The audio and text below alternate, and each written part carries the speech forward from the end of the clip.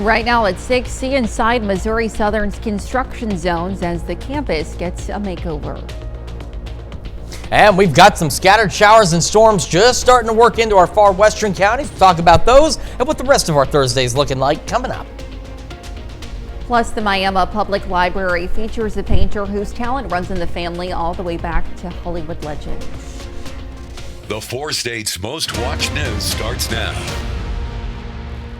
Good morning and welcome to the KOAM Morning News. It's 6 a.m. I'm Elise Snowy. And I'm Chris Warner. It is Thursday, October the 2nd, and you wouldn't believe it if, with the temperatures we've had yesterday, the temperatures we're going to have. I'm sure it's got some folks probably double checking their calendar, making sure they're reading it right, that it really is October. But it's just a very warm start to October. Yeah, that's not pleasant at all. We also have some scattered storms this morning that were not expected to be there, so we just got to kind of see what they do. We're going to start though with our look outside in downtown Pittsburgh. We're looking good. Now again, let's get to the cameras and I'll get to the storms. We'll talk about what's happening here. Our camera 7th and range line in Joplin looks good as well. So we'll head a little further south to the Modoc camera 20th and range line. A few cars out there, but eventually, of course, there will be a lot more cars out there. So here's what we've got. The lightning strikes have come back up a wee bit. They're up to 21. The lightning intensity, even if the storms don't become severe, if you get more lightning activity, it typically is an indication the storms are intensifying. Maybe not to severe levels by any means. It just means they're more organized. The lightning count at the beginning was near 40. It's dropped as low as 14, but it's come back up just a wee bit. This is what we've got. So we have a weak wave that's passing through central Kansas. It has triggered these showers and storms, and they stretch from up here just to the northeast of Salina, back down into parts of north central Oklahoma, and are beginning to work their way into parts of western Greenwood County. Now, these storms did not show up on any of the data this morning or yesterday for that matter, but it didn't even show up this morning.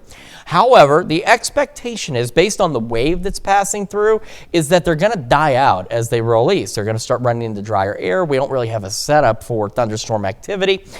So we're looking right now that the furthest east they might make it is this line right about here. So, put it in, we're going to say Chanute, back down toward Coffeyville, Nowata. In that general region, it may make it that far. Now, Mother Nature could change her mind, and these storms may last a little longer.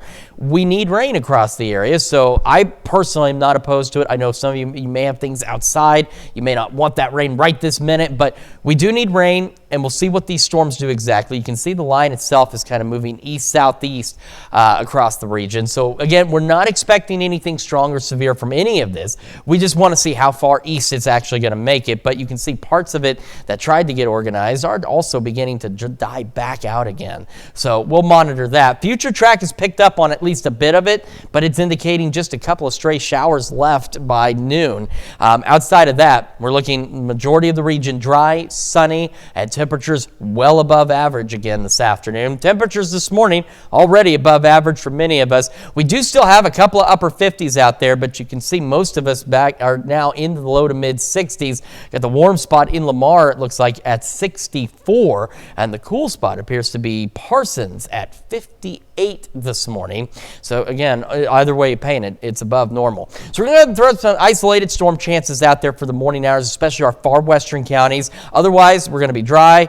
Low 60s as kids head out the door. Lunch and recess about 84. Heading home, clear skies 88. We'll go about 70 by 9. Again, maybe some isolated storms far western counties there. Mid 80s by noon. Our highs today, upper 80s. A couple of 90-degree readings also not out of the question. So we're going to be close to record levels in some cases. I don't think we're going to break any records, but it's still going to be very hot for October at least. The south breeze 5 to 10. These temperatures continue to remain hot heading into the weekend. We'll talk about that. A cold front we're looking at, and some rain chances next week here in just a few more minutes. Elise?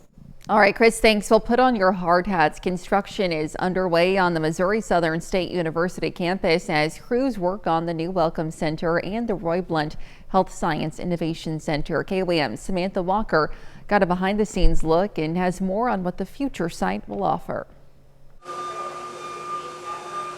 I'm so excited to be in this space. It's a dream come true for us. Currently, it may not look like much more than blank walls and empty hallways, but the site of the future Roy Blunt Health Science Innovation Center is creating excitement. We're really changing the entire way that we do education for these students in healthcare, because now we really have the space and we really have the equipment to support a true flipped classroom, to really immerse those students even more than we do now. With a price tag of more than $40 million, the Health Science Center will provide students immersive learning opportunities, including a simulated hospital featuring radiology, a NICU, and critical care rooms. This building isn't just a bunch of spaces for classrooms. It's a real immersive learning environment where all this simulation happens, preparing these students for these real-world activities. You want it to stand the test of time, so all the thoughts and considerations around the materials we used for the building, just ensuring that this building would be here for generations of students to learn the health sciences. MSSU staff say they believe this is a building that's going to be transformative for students all across the campus for years to come.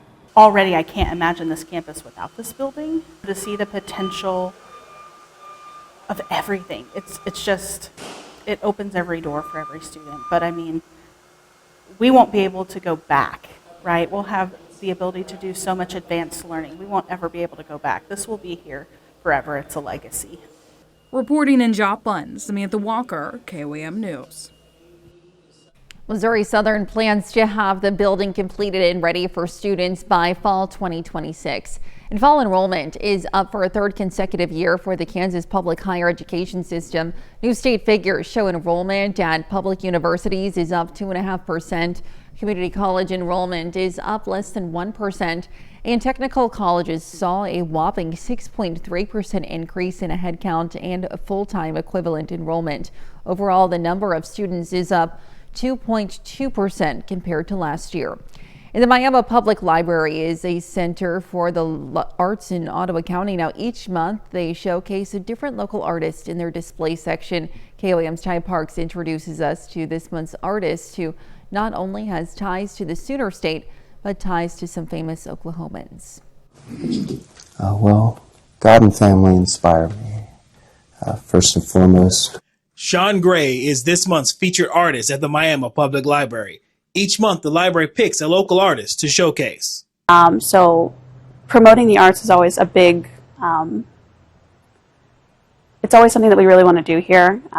So whenever we had the cabinet open up and we weren't doing displays anymore, the first thought that we had in our heads is, let's try to promote local artists. We have so many talented people in the area that don't really have a place to kind of show their art off. Sean has been painting and drawing since he was a kid. He tells KOM about watching his father paint the Beatles mural on his childhood bedroom wall.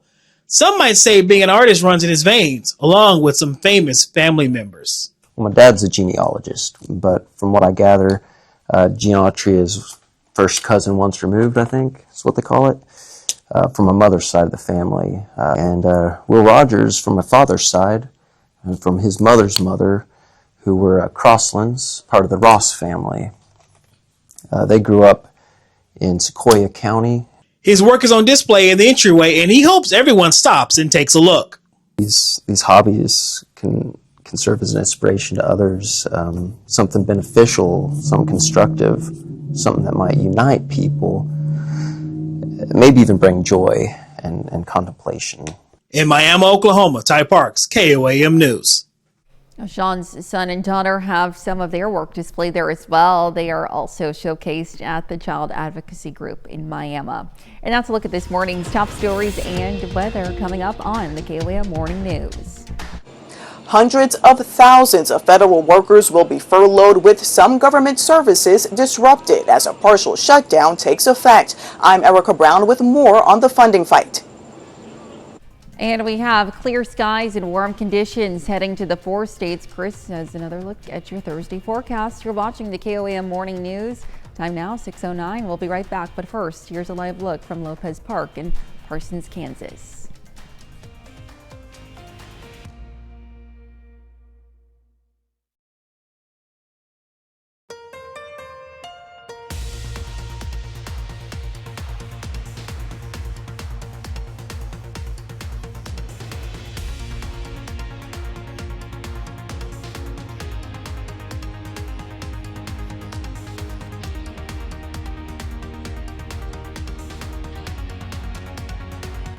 Well, topping Nation Watch, Democrats and Republicans are blaming each other over the government shutdown that began yesterday, stopping paychecks for hundreds of thousands of federal workers. Erica Brown has more from the White House.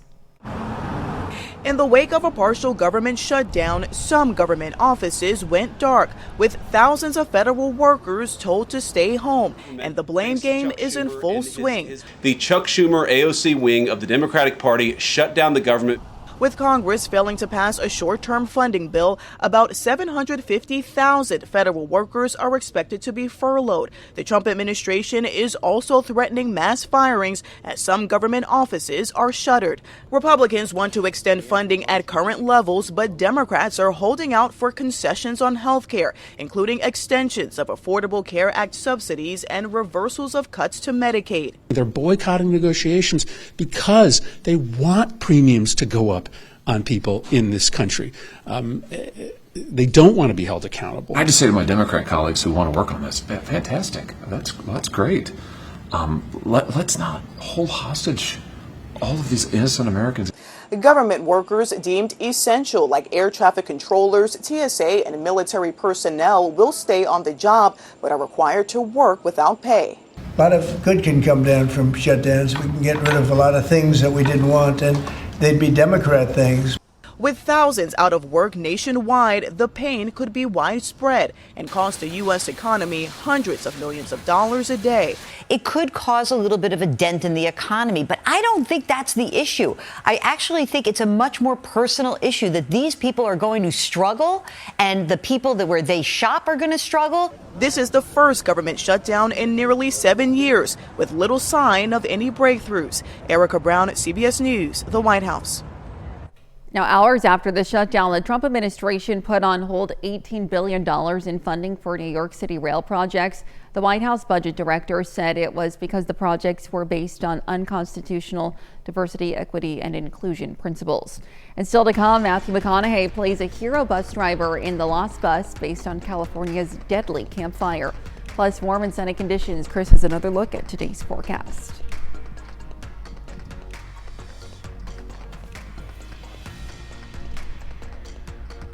Good morning. I'm Elise Snowy with your KOAM News update. A school bus carrying 16 children was rear-ended by a pickup truck yesterday morning in Douglas County. The crash happened near U56 and K33 outside Wellsville. The Wellsville School District bus had its amber lights flashing and stop sign activated while waiting for students to board. The pickup driver failed to stop and struck the bus from behind. All 16 children were uninjured, but the pickup driver suffered minor injuries. And a Joplin dentist enters a plea deal in a fatal hit-and-run case from August 2023. John Joseph II pleads no contest to interfering with law enforcement after the crash that killed 60-year-old Gary LaTurner on Kansas Highway 66. Prosecutors say Joseph and his 19-year-old son Rocco returned to the crash scene but failed to report the incident to authorities. Joseph will be sentenced November 19th and could face up to 13 months in prison and a $100,000 fine. And we've got clear skies out there. Temperatures remaining well above normal into the upper 80s. Couple of 90-degree readings not out of the question. Clear and mild through the evening and overnight. Mid to upper 60s. The heat continues as we roll through tomorrow into the upcoming weekend. Cold front Sunday brings our temperatures down just a little with a few isolated storm chances next week. Well, Hollywood's favorite Texan is dishing the rom-coms for personal poetry, and a beloved TV family is getting a reunion. Gwen Baumgartner has your Eye on Entertainment report. Matthew McConaughey is back, wheeling in a new movie as bus driver turned hero Kevin McKay. This is our bus driver, Kevin. The Lost Bus is based on a true story following the race to save 22 school kids during California's deadly Camp Fire of 2018. This week, McConaughey spoke with Gayle King about the film while also reciting lines of poetry from his new book titled Poems and Prayers. A good man stands for certain ideals, and when those beliefs are contested, a good man is not a nice guy. His book is available now. Movie The Lost Bus can be streamed on Apple Plus beginning tomorrow. No yellow submarine for Paul McCartney. Instead, his current transportation mode is a tour bus. The 83-year-old former Beatle with no signs of slowing down, kicking off his 20-stop North American tour. Titled The Got Back Tour, McCartney is incorporating music from both his solo and band albums. He heads to Vegas this Saturday. It's like the perfect, what's the word? Temperature. No. The lovable yet at times dysfunctional Romano family is getting a reunion. CBS announcing an anniversary celebration of the hit comedy 30 years after it first premiered. It will feature candid conversations from the cast, including Ray Romano, Brad Garrett, and Patricia Heaton, and include a special tribute to the late actors who portrayed Marie and Frank Barone. Active listening. Ray, that doesn't work. You can listen and watch the Everybody Loves Raymond reunion November 24th, airing on CBS and Paramount Plus. That's your Eye on Entertainment. Gwen Baumgartner, CBS News, Los Angeles. All right, that's pretty exciting. Let's take it over now to Chris for a quick look at your forecast. Yeah, we're doing pretty good out there for most of us this morning. We do have a few scattered showers, a couple of rumbles of thunder trying to push into our western counties. We'll go over those details and tell you how the rest of our Thursday is shaping up when the KOAM Morning News returns. Time now is 6:20. We'll be right back.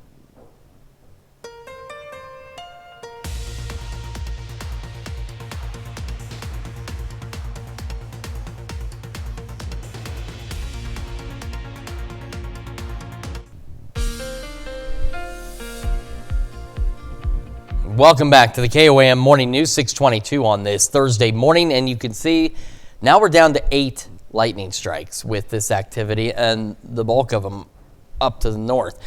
It's already in the process of dying out, and that's the expectation. Now, the National Weather Service in Wichita just released that their expectation is these things might last through about 8 o'clock this morning, and then they'll be done. Topeka was thinking they might last a little longer than that, so we'll see. But we're still looking, and Wichita's thinking actually lines up with what we've been talking about. Roughly this zone here. So again, Chanute, Coffeyville, Newata, they might last about that far east before they begin to fizzle out. The thing is they'll start to die as they continue to push off to the east-southeast. So what is left that actually gets here may not be what we're seeing now. They fired up pretty quickly. We had a little weak wave passing through central Kansas that was just enough to get some of these storms going. And look at that lightning. Initially, we had upwards of 40 lightning strikes with these storms. And I said we're down to, actually looking on the other side here, we're now down to 7. So that's that indication that they are dying out, and they will continue to do so. But they're starting to push into far western Greenwood and Elk County, eventually into Chautauqua County. You can see the whole line is moving kind of an east-southeast direction out there. But once it dies out, that's going to be it. And the majority of us will be dry and should have clear skies. Could have a couple of clouds from that activity, but it will be brief. It will be sunny. It will be warm. Our clear skies will continue through the overnight and into our Friday. Could get a passing cloud or two, but really not much to worry about. Temperatures continue to remain well above average. We'll have those southerly winds that will just help usher in that warm air across the region. As we go into Saturday, now as you see, there's a couple of stray clouds, possibly even Friday evening, but again, not very many clouds whatsoever. We go into Saturday, though, there's almost nothing else showing up on the future track. So other than the clock moving, it's hard to tell that this thing's actually doing anything, but it is. We're just sunny and dry once again as we head into this upcoming weekend. So that goes back to us also talking about fall festivals, spook houses, corn mazes, things that you might be doing this weekend or maybe even Friday that traditionally it's a little cooler. You need to be prepared for it to be considerably warmer than what we're used to for this time of year. So we're going to go ahead and leave isolated storm chances on through 11. Could get an isolated shower storm, maybe continues that late, but it's really looking more likely that they're going to start to die off by about 8, 9 o'clock. Otherwise, the rest of us, clear skies, mid-60s to start, low 80s by 11 a.m. and our highs today into the mid to upper 80s out there. Could we get some 90-degree readings? Absolutely. Maybe in some of our southern counties, it gets a little warmer down there. We could see a couple of 90-degree readings, which is just wild for October. Now, we may not be quite to record levels, but we're going to be pretty close. And regardless of whether or not we set any records, it's still going to be hot for October. Clear and mild through the evening, low 70s by 10 o'clock tonight. Eventually, our lows back into the mid to upper 60s, southeast winds 5 to 10. And with that said, I do want to keep in mind our average low this time of year for the region is low to mid 50s. The average high is low to mid 70s. We're not going to be near any of that for some time. Sunny conditions, warm, mid-80s through the weekend. Cold front comes in on Sunday. Doesn't really do much at this point in terms of rain or cloud cover or anything, but it does push our temperatures back down. Still above normal, but lower. And then we have that system next week, still bringing at least some isolated storm chances. And our temperatures, at least our highs, still above average, but they are going to be considerably lower than where we are today. So we got at least something to look forward to out there next week. Let's check out your forecast. We're going to send it over to Elise now with Health Watch. All right, Chris, thanks. Well, one Tennessee teacher knows the importance of education from an early age and hopes to instill a love of learning in her students. Now, this may look like a hospital, but it's not. It's Miss Ellis's first grade classroom near Chattanooga, Tennessee. Now, her students are learning about their bodies and the medical field. She says it's important to do hands-on learning and make things look real. Local healthcare professionals have gotten in on the act as well. Doctors, nurses, and EMS workers have volunteered their time to help in the class. And your 30s may be the most important time in your life when it comes to cardiovascular health. A study in Korea found people who had better cardiovascular health in their 30s had a more than 30% lower risk for heart attacks, strokes, and kidney disease later in life. Now, researchers say people need to start monitoring their heart health at a younger age. And new research shows education may be an effective way to prevent dementia. A study in Finland looked at twins and found those with 12 or more years of education were less likely to have dementia than those who only had 6 years of education. Education led to better performance on cognitive tests and better word recall. The benefits even lasted after the age of 90. And why do women tend to live longer than men? Well, a study by the Max Planck Institute looked into the phenomenon, which is true not just in the human world, but across all mammals. One theory is that there are genetic factors which protect women from harmful mutations. Parental care also plays a role, with research showing that the gender that's involved more in raising offspring tends to live longer. And that's a look at some of today's top health stories. We'll be right back. Right now at 6:30, a solar company email sparks controversy at last night's Cherokee County Commission meeting. And we've got some scattered showers and storms pushing into our western counties this morning. We'll talk about those and the rest of our Thursday coming up.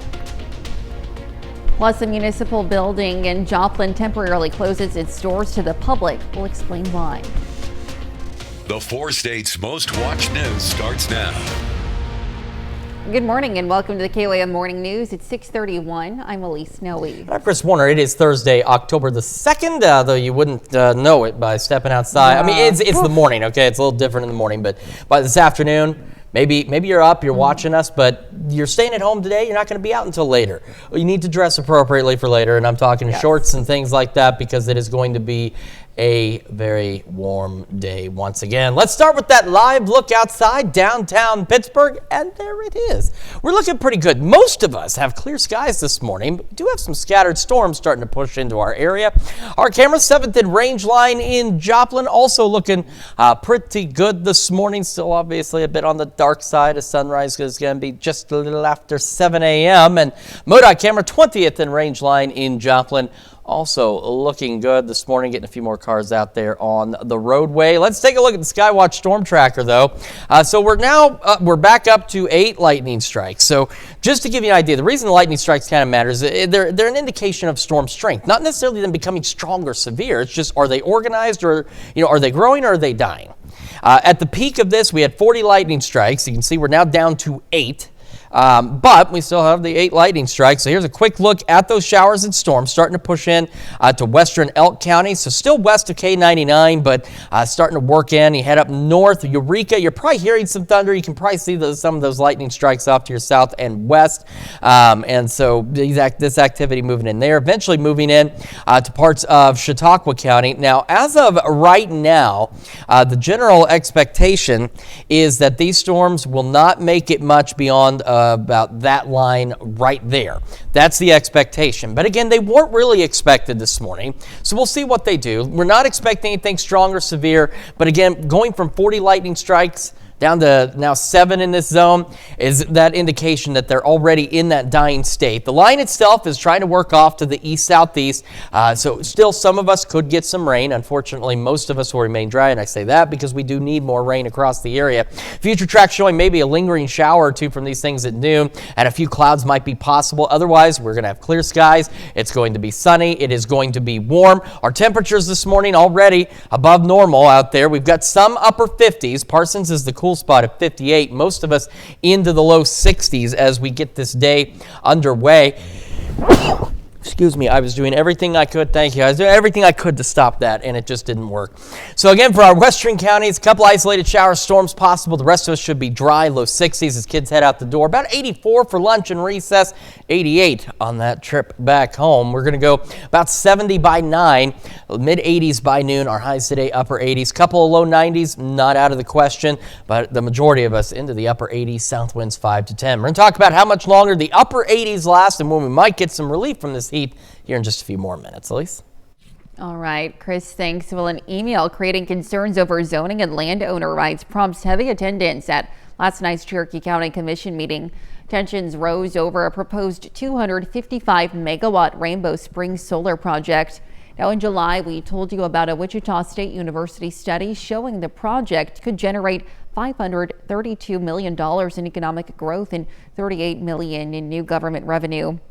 The company offered $5 million to the county over 10 years and promised to repair local roads, but many residents remain opposed. And decades of benzene contamination from a former Miami tire plant prompts a public meeting October 14th. Michelin North America will host the session at the Bruce G. Carter Student Union to discuss contamination from the former B.F. Goodrich facility. Now, the plant used and stored benzene during its production years from 1944 to 1986, contaminating groundwater. Michelin launched cleanup efforts in 2022. Now, at the meeting on October 14th, company and state environmental officials will answer community questions. And the K-State Research and Extension Program Southwind District kicked off its 7-part series on small-scale farming at Fort Scott Community College yesterday. KOAM's Kenny Foreman takes us there. Just under 40 people were in attendance at Fort Scott Community College to hear K-State Southwind District Horticulture Agent Krista Harding give a presentation on gardening. I think it's self-satisfying too to be able to produce your own food for your family's consumption, and there's definitely kind of a steep learning curve to being successful to that, and so tonight we hope to give the people the tools that they need. Since not all attendees are experienced gardeners, she hopes to clear up any misconceptions. It definitely takes some labor to do it. You can't just plant a vegetable and walk off and leave it and expect it to produce. You do have to put some time and effort into it. To Harding, the first step in gardening is actually pretty simple. They just need to get started. I think anybody can be successful in growing their own food. You just have to start somewhere, whether that's in a traditional garden setting or maybe even just venturing over and planting a few vegetables like a tomato in a container. She's hopeful those interested will reach out to the Southwind District in the future. If they have trouble with pests, insect pests, disease pressure, whatever the case might be, we can actually help them identify those pests and give solutions to help try to solve their problems. The next session, Pests, Predators, and Protection, will be held right here at Fort Scott Community College next Wednesday, October 8th at 6 p.m. Reporting in Fort Scott, Kenny Foreman, KOAM News. Harding says all are welcome to any of the sessions and you're not required to attend them all. McDonald County High School students brought the classroom to the barn yesterday morning, kicking off Ag Day for elementary students. Now, second graders from across the district were invited to the McDonald County Fairgrounds to explore farm life through hands-on experiences that included plant science exploration and a look at modern farm equipment. And that's a look at our top news stories coming up this half hour on the KOAM Morning News. From garage sales to glamour, why secondhand shopping is the hottest trend in fashion. Plus, private U.S. companies cut 32,000 jobs last month. We'll have the latest. Time now, 6:38. You're watching the KOAM Morning News. We'll be right back, but first, here's a live look from Lopez Park in Parsons, Kansas.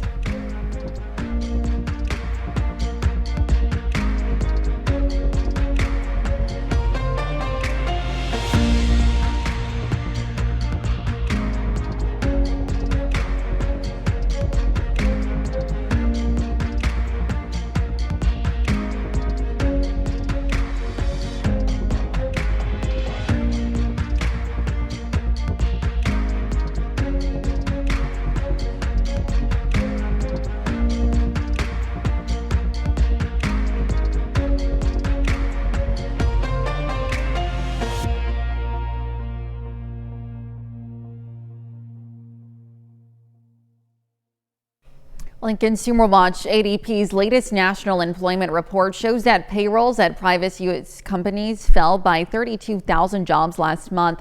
Now, that's the biggest decline since March of 2023, according to finance company Capital Economics. Now, the report comes days before the Labor Department is due to issue its latest jobs report, though it's uncertain if the federal government shutdown will delay that release. And Elon Musk is now the first billionaire to reach $500 billion in net worth. That's according to Forbes' real-time billionaire tracker. The Tesla CEO hit the milestone around 3:30 p.m. Eastern time yesterday after shares for the EV company climbed nearly 4%. And just in time for Halloween, Hellmann's, best known for its mayonnaise, of course, is teaming up with author Jennifer L. Armentrout on a book meant to ward off vampires. Special edition copies of the writer's new book, The Primal of Blood and Bone, are infused with garlic-scented ink inspired by Hellmann's garlic aioli. And it's not your grandma's thrift store anymore. Secondhand shopping is seeing a surge in popularity, expected to grow into $79 billion business in the U.S. by 2029. Jared Hill shows us what's driving the trend. It's the thrill of the hunt at the Reshop in New York, where secondhand shoppers can select from vintage, trade, and even upcycled fashion. You might find exactly what you're looking for, and you might find something that you're not looking for, but you still might end up liking it. Radiance Clinton is among the growing number of younger Americans who by 2029 are expected to account for more than 2/3 of extra spending on secondhand apparel. People are wearing secondhand clothes to the Oscars. People are wearing secondhand clothes to the Met Gala. And so it has become mainstream in ways that I didn't even anticipate, when we started the business. James Reinhart is co-founder and CEO of ThredUp, an online consignment and thrift store. ThredUp's 2025 resale report found 58% of consumers shopped secondhand apparel in 2024, an all-time high. Reinhart says the threat of increasing tariffs could provide a tailwind. Everyone, I think, is looking for a great deal, I think now more than ever. In addition to saving money and reducing waste, for a lot of shoppers, it's also about filling their closets with one-of-a-kind finds. Katie Bergman of Colorado has made it her business, updating clients' wardrobes as a thrift personal shopper. She has her strategy timed out. People will clean out their closets and things over the weekend, and so you will get lots of great things that people have cleaned out, and they're usually put on the racks earlier in the week. Tuesday, Wednesday is usually going to be your best days. If you have sewing skills or are willing to get things tailored, choose larger sizes. They're easier to alter. I found a skirt that can tie up, so it could be very, very long, or like midi, or like however short, however long you want it to. And shoppers say no matter what, there's always the element of fun. Jared Hill, CBS News, New York. Well, another driver for increased secondhand apparel and accessories, the pressure of social media for users to have unique looks and fresh finds. That's it for Consumer Watch. Let's take it over now to Chris for a quick look at your forecast. Yeah, we have got, at least for most of us, a pretty nice start to the day. Take a look at downtown Pittsburgh. That sunrise looks absolutely amazing this morning. We do have some scattered showers and storms in some of our far western counties. We'll talk about that and the rest of our Thursday and this weekend when we come back. We've also got birthdays and anniversaries right after this. Time now, 6:44.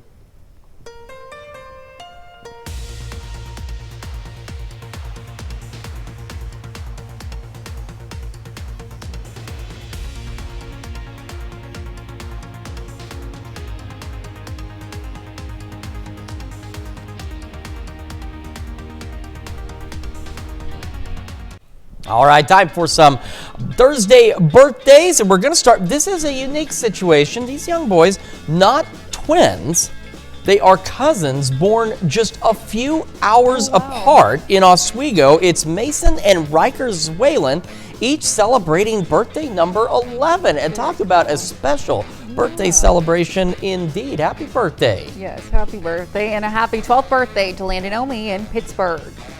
And in Liberal, Hadley Meadows celebrating birthday number 18. It says, "We love you, Mima, Papa, Gary, and Grandma Leanne." And in Neosho, a happy 19th birthday to Landon Akey. And we've got Gina Neva in Miami celebrating birthday number 52. Says, "Happy birthday, baby girl. Love Bobby, Mama, Mia, and Tanner."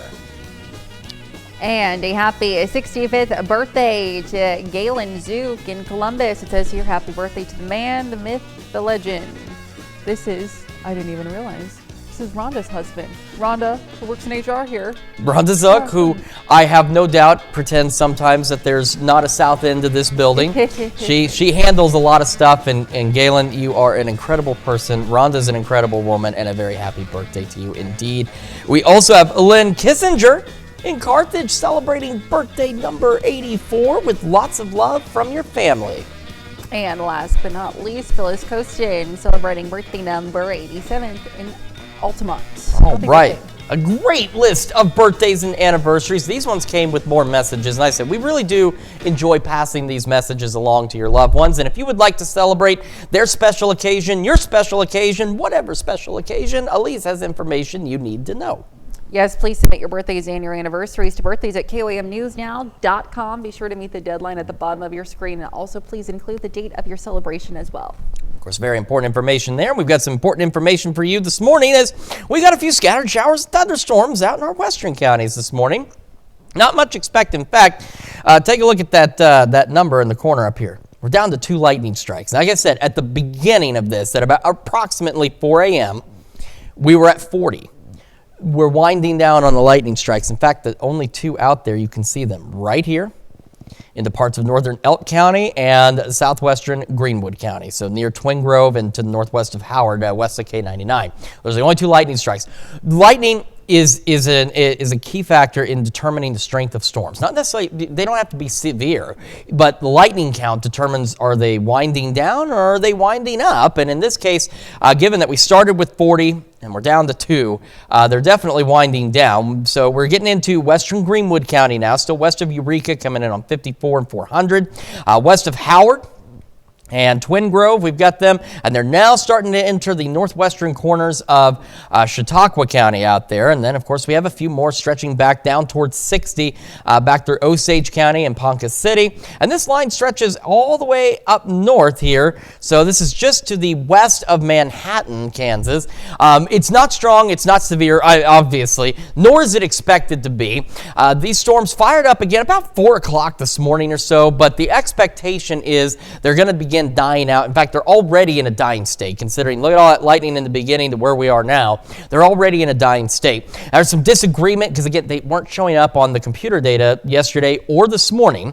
We had a weak wave that was just enough to trigger a few showers and storms, but as they enter the drier air, they'll begin to die out. There's some disagreement as to how long they're going to last. I think right now, one of the key agreements actually is that they'll make it about this far east. So drawing a line roughly Chanute to Coffeyville to Newata. That's about how far east they'll make it, but they'll be much more scattered by the time they get there. It's just a matter of if they slow down, are they going to stick around a little longer? Like, will it take them longer to get to that point? So future track, picking up on an isolated shower or 2, continuing through about noon. That's about it. Otherwise, and again, the majority of us are dry. We're going to have clear skies, and eventually, even out where we're seeing these showers and storms, you will clear out as well. Sunny skies, warm conditions across the area. Will be clear overnight. We go into Friday. We got clear skies again, maybe a cloud or 2, but it's going to be pretty sunny out there, and that continues into Saturday. In fact, Saturday not even showing a cloud or 2 for most of the day. Just clear skies and those south winds. We get maybe 1 or 2 late evening, and that's about it. So we are definitely going to be warm. Sunrise looks nice, though. It's deceiving because we've got a warm day. We're going to go ahead and leave isolated storm chances maybe through 11, but don't be surprised if they do wrap up by about 8 or 9 o'clock. Again, far western counties. The rest of us clear, dry, mid-60s to start, low 80s by 11 o'clock this morning as we begin to warm up once again today. Got another look at your forecast and your wake-up recap in just a moment. And when we transition to Fox 14 at 7 a.m., or of course, if you're on KOAM Plus, don't do a thing. Just stay right there. And if you think gardening is too difficult, a K-State expert is telling Fort Scott residents why anyone can succeed at growing vegetables, even in containers. That and a lot more at 7 a.m. This is your wake-up recap for October 2nd. The top stories to start your day. A school bus carrying 16 children was rear-ended by a pickup truck yesterday morning in Douglas County. The crash happened near U-56 and K-33 outside Wellsville. The Wellsville School District bus had its amber lights flashing and stop sign activated while waiting for students to board. The pickup driver failed to stop and struck the bus from behind. All 16 children were uninjured, but the pickup driver suffered minor injuries. And that's a check of today's Wake Up Recap. And again, a few scattered shower storms in our far western counties. They'll be done before too much longer and will otherwise be clear, sunny, and warm. Upper 80s across the area. Could we see a couple of 90-degree readings? I think we certainly could, and I wouldn't be surprised if we absolutely do. We'll have clear and mild conditions through the evening, low 70s by 10, mid to upper 60s overnight tonight, and it continues all the way into the weekend. Upper 80s again tomorrow, mid 80s through the weekend. Cold front Sunday doesn't do much. No clouds, no rain expected at this point, but it does help kick our temperatures down just a wee bit. Still above normal, but not near 90 this time. As we head into the rest of next week, still have that weak wave with maybe a couple isolated storm chances. And it helps bring our temperatures down a wee bit more. They're still above normal, but the average is low to mid 70s. We're looking at upper 70s, so we'll certainly take it. It certainly beats being near 90 degrees in October. Oh, yes, certainly does. Well, coming up today at noon, we're making Lone Star steak and potatoes in the Mr. Food Test Kitchen. And your morning news continues on KOAM with CBS Mornings. Adriana Diaz introduces us to the creative team who helped bring the Buena Vista Social Club musical to the stage. Or you can switch on over with us on Fox 14, where your only local morning news continues. This morning, we talk all about Porch Fest with Angela Hudson happening this weekend. Yeah, it's very, very exciting. It's a very cool thing. And Jane Goodall changed how we see animals forever, from childhood dreams to groundbreaking discoveries. We're going to have a look at her remarkable journey. However, it's going to wrap it up for us for now. We will be back here tomorrow morning at 5 a.m. And we'll see you today right here at noon.